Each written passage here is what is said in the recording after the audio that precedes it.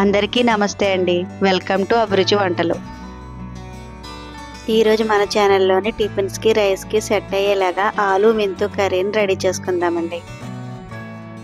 ఎంతో టేస్టీ అయిన ఆలు మెంతు మసాలా కర్రీని ఏ విధంగా చేయాలో చూద్దామా అండి. మా ఛానల్ ఫస్ట్ టైం చూస్తున్నట్లయితే సబ్స్క్రైబ్ చేసుకోండి. తీసుకున్న మెంతి కట్టలోంచి ఆకులను వలుసుకుని పక్కన పెట్టుకోండి. ఒక గిన్నెలో కొద్దిగా వాటర్ని తీసుకుని అందులో చిటికెడు సాల్ట్ని యాడ్ చేసుకోండి. ఈ సాల్ట్ వాటర్లో మనం రెడీ చేసి పెట్టుకున్న మెంతాకుని వేసుకుని క్లీన్ చేసుకోండి. ఇలా వాటర్లో 3 టైమ్స్ కడిగి మెంతాకుని పక్కన పెట్టుకోండి. ఒక చిన్న మిక్సీ జార్ని తీసుకొని 2 మీడియం సైజ్ టమాటాలను కట్ చేసుకుని వేసుకోండి. ఇందులోనే గ్రేవీ కోసం 3 టేబుల్ స్పూన్ల పెరుగును కూడా వేసుకుని మెత్తగా మిక్సీ పట్టుకుని పక్కన పెట్టుకోండి. మనం క్లీన్ చేసుకున్న మెంతాకును బాగా సన్నగా కట్ చేసుకుని తీసుకోండి. మెంతాకుని ఇలా సన్నగా కట్ చేసి వేసుకోవడం వల్ల మన కర్రీలో గ్రేవీ బాగుంటుందండి. తీసుకున్న ఆలుకు పైన పీలను చెక్కుకొని చిన్న చిన్న ముక్కలుగా కట్ చేసుకుని తీసుకోండి. ఆలు ముక్కలను కట్ చేసేటప్పుడు మరీ పెద్దవి కాకుండా అలాగని మరీ చిన్నవిగా కాకుండా చూసుకుని కట్ చేసుకోండి. ఆలు ముక్కలు కలర్ చేంజ్ అవ్వకుండా వాటర్లో వేసుకుని పక్కన పెట్టుకోండి. స్టవ్ పై చిన్న కడాయి పెట్టుకుని కడాయిలో 3 టేబుల్ స్పూన్ ఆయిల్ వేసుకోండి. ఆయిల్ హీట్ అయిన తర్వాత 1/2 టేబుల్ స్పూన్ జీలకర్రని యాడ్ చేసుకోండి. ఇందులోనే చెక్క మొగ్గ యాలకులను కూడా యాడ్ చేసుకుని వేయించుకోండి.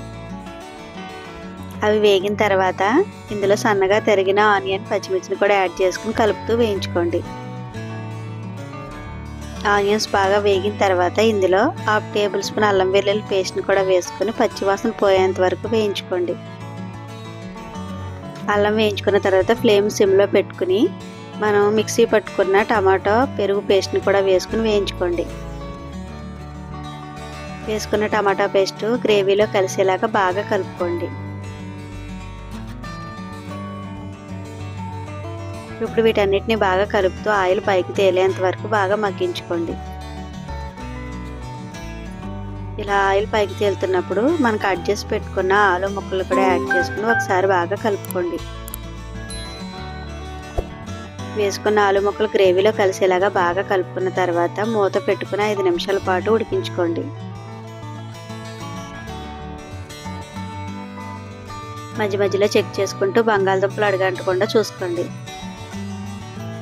బంగాళదుంపలు కొద్దిగా ఉడికిన తర్వాత మనం ముందుగా క్లీన్ చేసి పెట్టుకున్న మెంతాకును కూడా వేసుకోండి. వేసుకున్న మెంతాకు బాగా కలిసేలాగా బాగా కలుపుకోండి.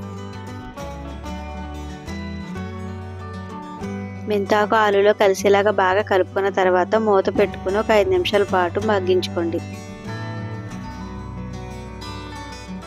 ఇలా మూత పెట్టుకుని మగ్గించుకునేటప్పుడు మధ్య మధ్యలో చెక్ చేసుకుంటూ కర్రీ అడుగంటకుండా చూసుకోండి.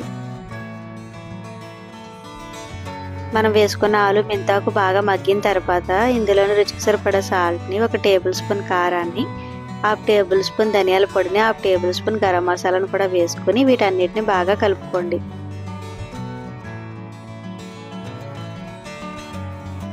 మనం వేసుకున్న ఉప్పు కారాలన్నీ బాగా కలిసేలా కలుపుకున్న తర్వాత ఇందులో కర్రీకి సరిపోయిన వాటర్ని యాడ్ చేసుకోండి. కర్రీలోని వాటర్ యాడ్ చేసుకుని ఒకసారి బాగా కలుపుకోండి. ఇందులో ఉప్పు కారాలను సరిచూసుకోండి. ఉప్పు కారాలను సరిచూసుకున్న తర్వాత మూత పెట్టుకుని గ్రేవీ దగ్గర పడేంత వరకు ఉడికించుకోండి. మా వీడియో నచ్చితే ఒక లైక్ ఇవ్వండి ఫ్రెండ్స్. మీరు ఇచ్చే లైక్ మాకు చాలా సపోర్ట్గా ఉంటుందండి.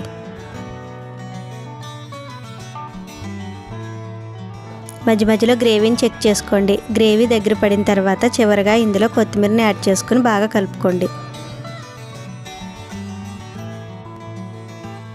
ఎంతో టేస్టీ అయిన ఆలు మెంతు మసాలా కర్రీ రెడీ అయిపోయిందండి. మీరు తప్పకుండా ఒకసారి దీన్ని ట్రై చేసి చూడండి. మా వీడియో నచ్చితే లైక్ చేయండి, షేర్ చేయండి, సబ్స్క్రైబ్ చేసుకోండి. మీ అమూల్యమైన ఫీడ్బ్యాక్ని తెలియచేయండి.